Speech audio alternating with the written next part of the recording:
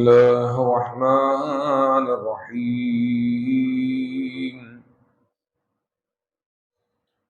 وعلى الثلاثة الذين خلفوا حتى إذا ضاقت عليهم الأرض بما رحبت وضاقت عليهم أنفسهم وظنوا أن لا ملجأ من الله إلا إليه ثم تاب عليهم ليتوبوا إن الله هو التواب الرحيم. صدق الله العظيم.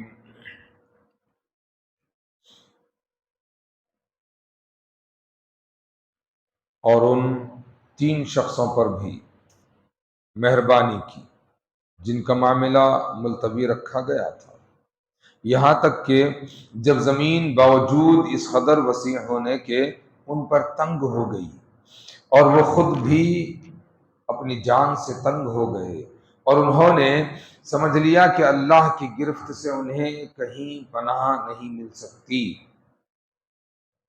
مگر یہ کہ اسی کی طرف رجوع کیا جائے۔ پھر اللہ نے ان پر مہربانی کی تاکہ وہ توبہ کریں۔ بلا شبہ اللہ عز و جل ہی توبہ قبول کرنے والا اور مہربان ہے۔ حضرت کعب رضی اللہ تعالیٰ عنہ یہ سارا واقعہ بڑی تفصیل سے بیان کیا ہے، جس کا خلاصہ یہ ہے کہ حضرت صلی اللہ تعالیٰ علیہ وسلم کے حکم پر سب لوگ سفر کی تیاری کرنے لگے۔ مجھے اس وقت ہر طرح کی سہولت حاصل تھی۔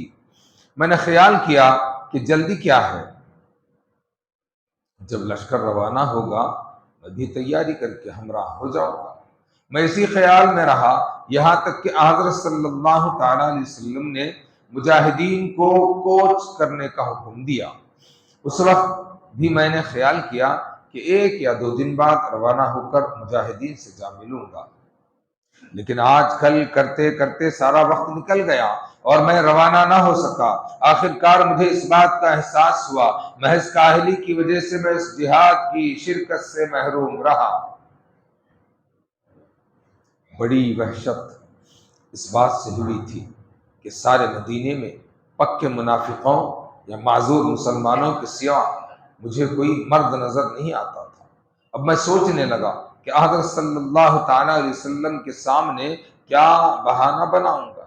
جب حضرت صلی اللہ تعالیٰ علیہ وسلم مع سارے مجاہدین کے خیریت کے ساتھ واپس ہوئے تو میں بھی خدمت میں حاضر ہوا۔ آپ صلی اللہ تعالیٰ علیہ وسلم مسجد میں تشریف فرما تھے۔ منافق خدمت میں حاضر ہو کر جھوٹی باتیں بنا کر اپنی معذوری ظاہر کر رہے تھے۔ میں سامنے گیا تو حضرت صلی اللہ تعالیٰ علیہ وسلم نے غیر حاضری کی وجہ دریافت فرمائی۔ مجھ سے یہ نہ ہو سکا کہ کوئی جھوٹی بات بنا کر عذر کرتا، جو کچھ سچی بات تھی صاف صاف عرض کرتی۔ آپ صلی اللہ تعالیٰ علیہ وسلم نے فرمایا اچھا جاؤ اور انتظار کرو یہاں تک کہ اللہ تعالیٰ تمہارے معاملے میں کوئی حکم نازل فرمائے۔ میں سامنے سے ہٹ گیا۔ مجھے معلوم ہوا کہ اسی طرح کا حکم بلال بن امیہ اور مرارہ بن ربیع کو بھی دیا گیا ہے۔ اس کے بعد حضرت صلی اللہ تعالیٰ علیہ وسلم کا حکم ہوا کہ ہم تینوں سے کوئی بات چیت نہ کرے۔ سب نے ہم سے منہ پھیر لیا۔ اچانک دنیا کچھ سے کچھ ہو گئی۔ میرے دونوں ساتھی تو گھروں میں بند ہو کر بیٹھے رہے اور رونے دھونے میں لگ گئے، لیکن میں ذرا سخت جان تھا۔ اس حالت میں بھی گھر سے نکلتا، مسجد میں حاضری دیتا، نماز کے بعد سامنے جا کر حضرت صلی اللہ تعالیٰ علیہ وسلم کو سلام عرض کرتا اور دیکھتا کہ جواب میں لب مبارک کو حرکت ہوئی یا نہیں۔ آپ صلی اللہ تعالیٰ علیہ وسلم گوشے چشم سے میری طرف دیکھتے، لیکن جب میری نگاہ حسرت اٹھتی تو رخ پھیر لیتے۔ ایک دن میں اپنے چچیرے بھائی ابو قتادہ کے باغ میں گیا، اس کو سلام کیا، اس نے جواب نہیں دیا۔ میں نے کہا کیا تم نہیں جانتے کہ میں اللہ اور اس کے رسول کی محبت دل میں رکھتا ہوں؟ اس نے صرف اتنا جواب دیا کہ اللہ اور اس کا رسول بہتر جانتے ہیں۔ ابو قتادہ کی سختی دیکھ کر مجھے سخت صدمہ ہوا اور میں رو پڑا۔ اسی حالت میں ایک روز بادشاہ غسان کا خط ملا جس میں میرے ساتھ بڑی ہمدردی ظاہر کی تھی اور مجھے اپنے ہاں آنے کی دعوت دی تھی۔ خط پڑھ کر میں نے دل میں کہا کہ یہ ایک اور آزمائش ہے۔ 40 دن کے بعد حضرت صلی اللہ تعالیٰ علیہ وسلم کا حکم ہوا کہ ہم لوگ اپنے بیویوں سے الگ رہیں۔ چنانچہ میں نے اپنی بیوی کو اس کے میکے بھیج دیا۔ غرض 50 روز اس حالت میں گزرے جس کا نقشہ قرآن مجید نے کھینچا ہے کہ اللہ کی زمین باوجود فراخی کے میرے اوپر تنگ ہو گئی تھی اور میں زندگی سے تنگ آ گیا تھا۔ اس کے بعد اللہ تعالیٰ کا فضل ہوا، فجر کی نماز پڑھ کر میں مکان کے چھت پر غمزدہ بیٹھا تھا، اچانک کیا سنتا ہوں کہ کوہ صلع پر سے کوئی پکار رہا ہے کہ کعب بن مالک تجھے خوشخبری ہو۔ ہوا یہ کہ آخر رات میں حضرت صلی اللہ تعالیٰ علیہ وسلم پر وحی نازل ہوئی، ہم تینوں کا قصور معاف کر دیا گیا۔ آپ صلی اللہ تعالیٰ علیہ وسلم نے فجر کی نماز کے بعد صحابہ کرام رضوان اللہ تعالیٰ علیہ مجمعین کو خبر کی کہ لوگ مجھے مبارکبادی دینے کے لیے دوڑ پڑے۔ ایک شخص گھوڑے پر سوار ہو کر دوڑا، لیکن کسی مہربان نے زیادہ ہوشیاری کی اور پہاڑ پر سے آواز دی جو سوار سے بھی جلد مجھ تک پہنچ گئی۔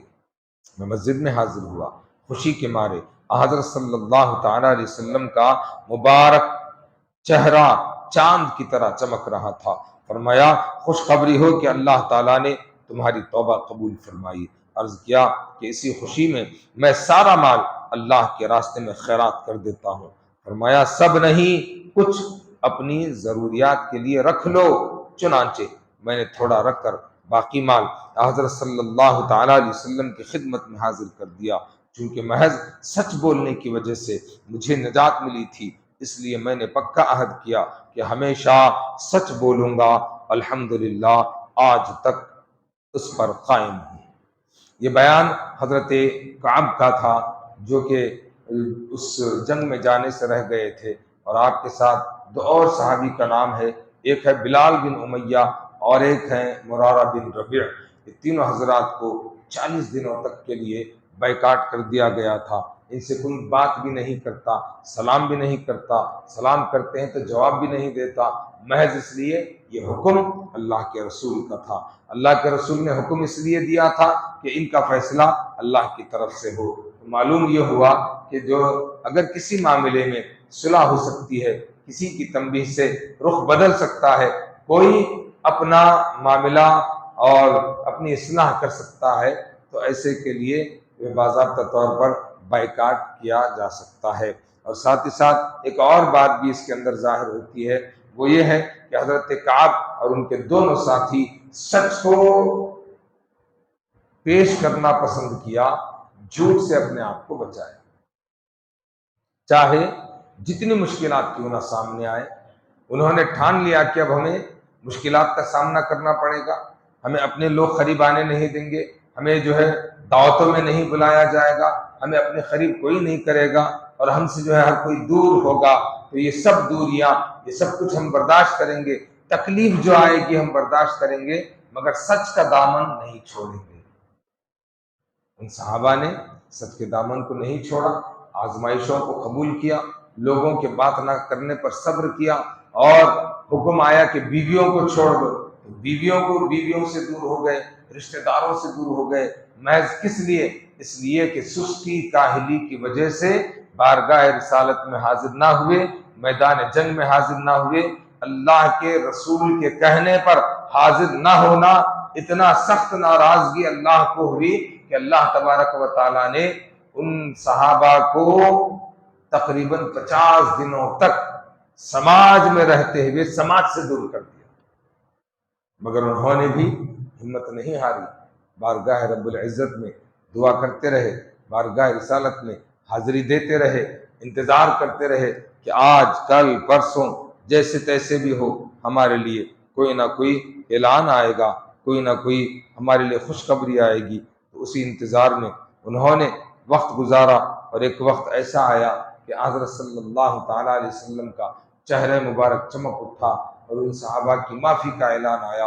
اور جب یہ معافی کا اعلان آیا تو ایک اور روایت میں تذکرہ ہے کہ حضرت کعب کا عمل پیش کرتے ہیں کہ حضرت کعب نے سب سے پہلے جو آ کر کے خبر سنائی کہ اللہ تبارک و تعالیٰ نے وحی کے ذریعے سے تمہارے گناہوں کو معاف کیا، اور اس میں 3 کا ذکر کیا، وَعَلَى الثَّلَاثَةِ الَّذِينَ خُلِّفُوا، وہ 3 تم ہی ہو اور ان میں سے ایک کعب تم بھی ہو، تمہارے لیے خوشخبری ہے۔ جیسے خوشخبری سنائی گئی تو انہوں نے کیا کیا، فوراً جو کپڑے اپنے آنگ پر تھے ان کپڑوں کو اتار کر کے دیا کہ بھائی تو پہن لے جا، اتنی اچھی خوشخبری سنائے، آنگ کے کپڑے اتار کے دی۔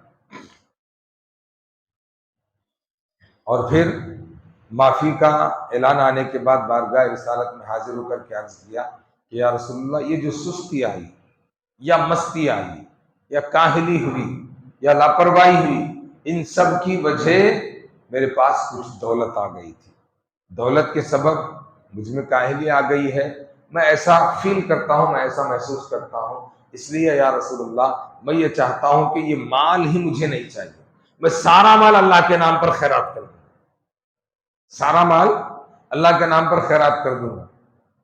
تو اللہ کے رسول نے کیا فرمایا کہ نہیں، خیرات کرنا ہے، کچھ خیرات کرو، کچھ اپنے لیے باقی رکھو، اس لیے باقی رکھو کہ کل کو ایسا نہ ہو کہ سب دے دیا تو پھر کل کیا ہوگا، تم مانگنے جائیں گے، تم دوسروں سے مانگنے جائیں گے کہ میں نے سب دے دیا ہے، دو اللہ کے نام پر۔